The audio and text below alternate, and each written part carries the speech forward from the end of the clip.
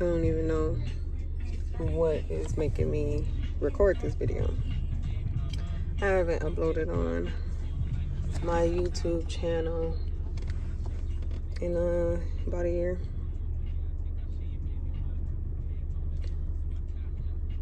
But I did have some people randomly reach out to me and ask what happened to me, going over my journey and, stuff like that. For some reason, I just have an inkling to record this video right now, so that's what I'm doing. So since I last recorded, it's been a year since I recorded a video. Where do I start? So since then, I started working as a personal trainer at EOS. I had about 20 clients. Training them was amazing. It was something I always wanted to do. Started teaching group classes right before COVID hit. Started teaching group classes and my clients loved me. It was amazing. I never thought I'd be a group class type of person. But people took a liking to me, which was amazing. COVID hit. We closed. Came back after the closure. Went right back to work. COVID hit again, or the closure came again. And at that point, it wasn't worth me going back. We ended up finding a home in a different city, about 50 minutes away from the EOS I worked at. So I just decided to not go back and stay home with my daughter. So right now, some new updates since I last recorded. I'm sorry, I don't really even know where to start. So my daughter, she is amazing. She's doing so good.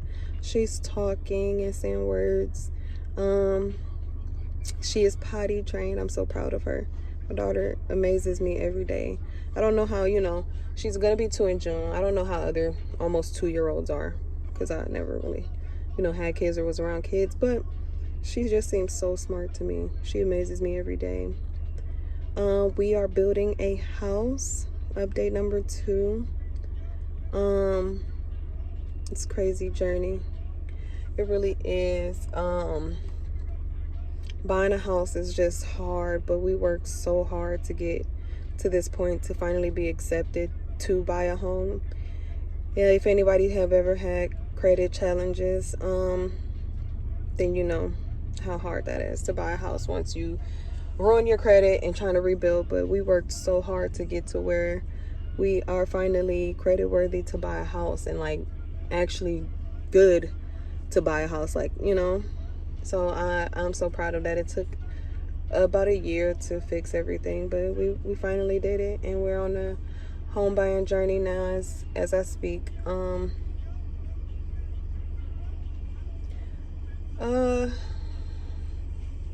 Before the year was over, before 2020 ended, my husband and I found out that we were pregnant.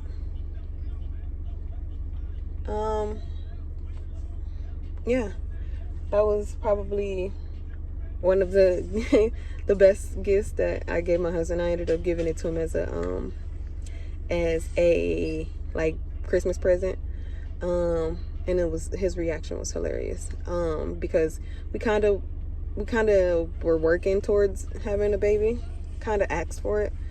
Evie was a major surprise. Like, she was a major surprise, but this one we kind of wanted to, get underway and try to work on having this one in. Once we found out we were pregnant, that was amazing. On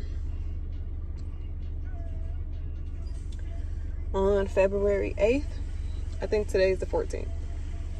On February 8th, this was like my 3rd or 4th doctor's appointment. Baby was growing. I found out I was pregnant. Went to the doctor. Everything looked great. Next appointment, Heartbeat, everything was perfect. Baby looked good. All of my labs came back perfect.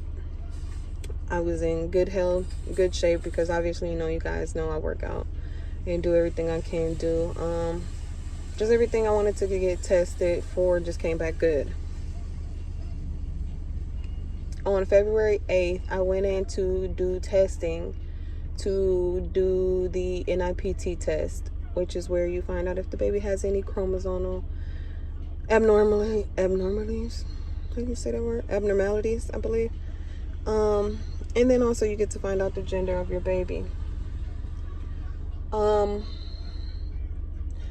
February 7th, I was sitting on the couch watching TV with my husband. We were eating after putting Evie down, and I started getting these major back cramps. And I was like, oh, wow. Like, it lasted for maybe less than a minute, and they never came back. But they started to come, and then they just never came back. And then when I went to go use the bathroom, I noticed I was spotting. I was terrified for my doctor's appointment the next morning.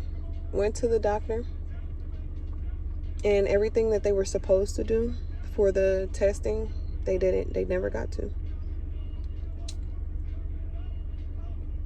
That day, February 8th, I found out that the baby no longer had a heartbeat. Sorry, all my family and stuff came back to the car. So I'm just finishing off everything where I left off.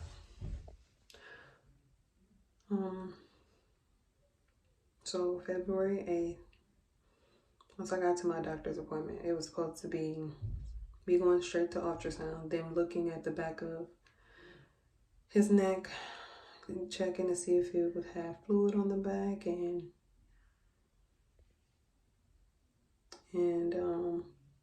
just doing what they had to do for the testing. And then I was supposed to get blood drawn. None of that happened. So once I got to the room, they asked, was anything wrong? I said I had a little spotting last night, and that was it. The ultrasound tech came and got me. She was really nice. Asked about Evie. But the energy changed. Once she put the thing on my belly, and the whole energy in the room went cold. And I mean cold. Like, she was showing, and I was like, oh, I had a sigh of relief. I'm like, you are there. You did grow since we last seen you. Like, you had me scared. I'm sitting there saying that. No response. Again, she was talkative all the way up until this point. Then she showed me, like, it was like a picture or something. And I was like, oh, what's that? She was like, that's the formation of the placenta. I said, oh, okay, that whole thing, okay. No response. Then I swear this whole ultrasound may have been 2 minutes, if that. She gave me one picture and was like, okay, I'm going to take you back, and the doctor will be in. Now, again, I've had this test done, so I know exactly how the appointment goes. It's never this quick. And it kind of sometimes takes a little time for them to, like, move around, all of that, because they have to get the back of his neck.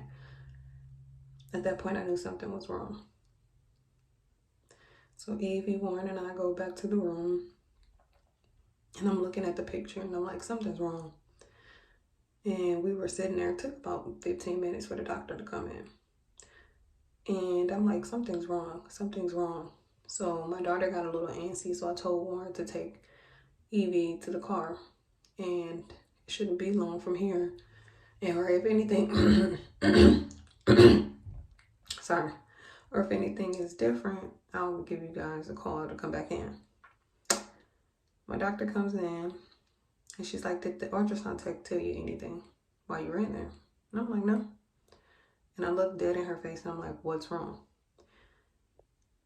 And she says, the baby has no heartbeat.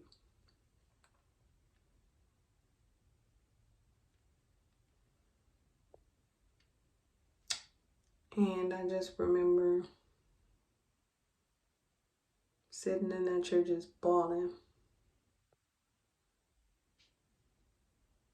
And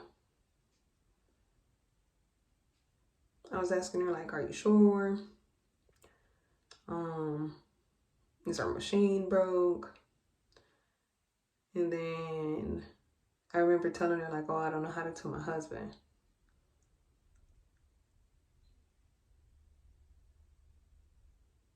And then she's like, well, I can call him to come in. And I'm like, oh, okay. So he comes into the room and I'm just bawling. My daughter's just like, what's going on? And I just remember kept saying, I'm sorry. I'm sorry.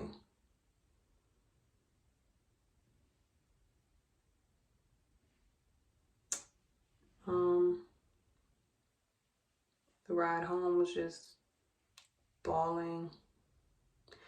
I remember her saying she was sending me home to come back in like a couple days to confirm, like, you know, to make sure they were right. So that whole night, the spotting went from spotting, literally like little pink little patches on tissue, and it kept getting worse. It kept getting worse. That night, it went full force. That same night, and at 3:30 in the morning, I started passing clots, like huge clots. I passed some the size of my hand. And then I noticed a little tan bubble, like a little circle pouch with something tan in it. And at first I didn't realize what it was. And as I'm sitting on the floor, at this point, I bled through 2 big towels. And I'm sitting on the floor bleeding. I'm looking, and I realized that was my son.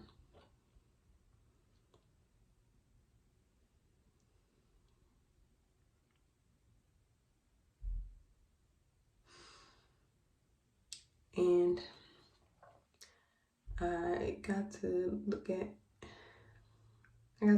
him, and he had ears, eyes, hands, nose. He had everything. It was so tiny compared to, you know, how we see ourselves.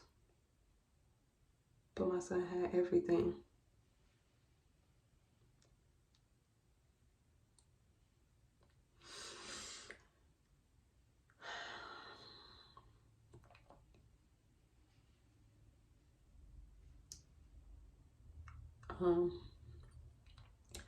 I decided to ask my husband to take our son and put him in the backyard with one of the plants that I planted. I refused to put him in the toilet or do anything of that manner.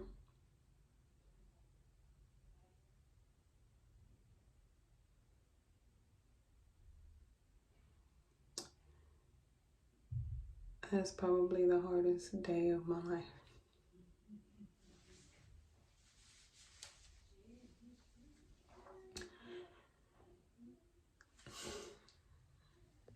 And there's nothing that anyone could have done to tell me about it.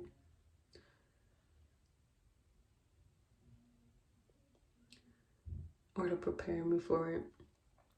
Quite frankly, I just didn't understand how I had a successful pregnancy with my daughter. I've done everything that I've done with my daughter, I've done with this one. Hell, my daughter went through more. I didn't know I was pregnant. I went under anesthesia to get my wisdom teeth pulled was on like oxycodone after drinking, smoking, all of that before I knew I was pregnant. This one, I continued on working out. Like also with my daughter, I did everything. My doctor can't tell me why. She says sometimes those things just happen.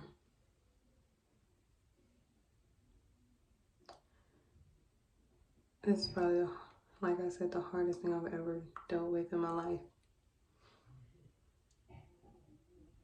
And especially because I don't know if it was me, if it was what it was, why.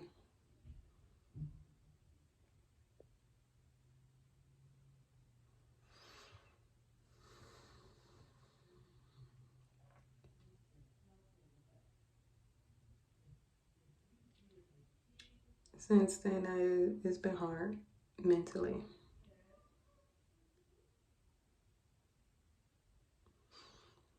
It's been hard. It's been dark. My husband has been amazing. He took a week off of work,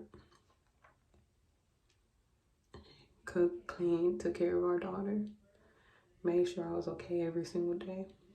He has been amazing. It's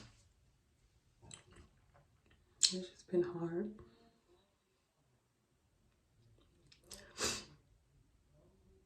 I never knew that this was coming. I've had so many women reach out to me and tell me about their stories.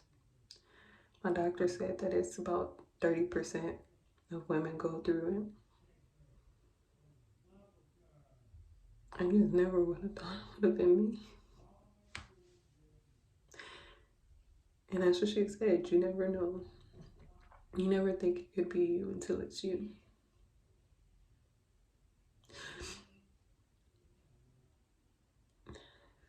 That was the scariest time of my life. I didn't know if I was gonna die. I lost so much blood.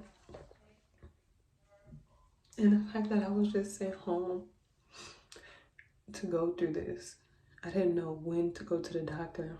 Like, there was one point where I passed a clot that was the size of both of my hands.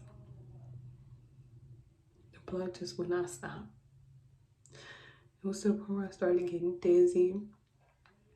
Heart started racing.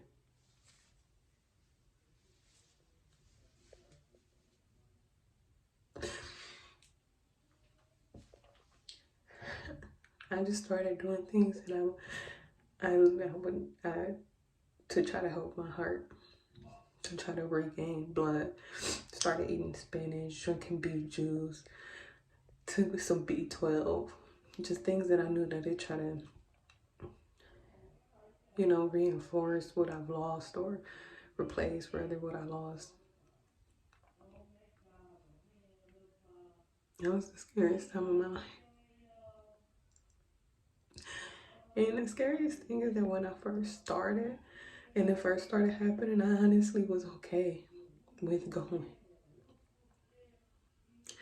And I know that sounds crazy, like now that I think about it today, because I know I have a daughter that I have to live for. But it was so dark. I felt so lost that I honestly didn't even care. But I feel like once it got serious is when I started trying to fight for my life and do everything that I could do to stop the bleeding and to stop, my heart from racing. My husband literally was standing there underneath me with a big towel, catching all of the blood. He's the one that actually dug the hole near the plant outside in our backyard to put our son there. If you hear something, that's my mom reading to Evie. She came to visit.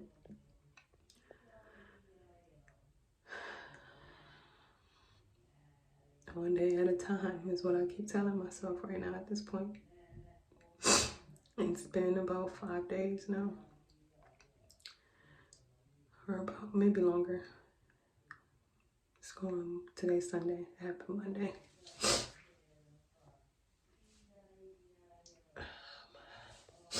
I'm just taking it one day at a time right now. I can say that right now I feel better than I felt on Monday and on Tuesday and on Wednesday. So every day it has been better. But I thank God for my husband, my mom, my mother-in-law. She's helped out a lot too. For all the friends that reached out, I thank you guys too. But that's just where I am right now in life. We have some things to be excited for coming up in the future. Right now I'm just trying to be better right now.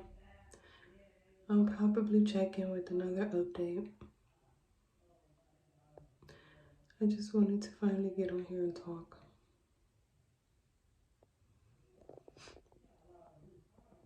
Okay, I'm done.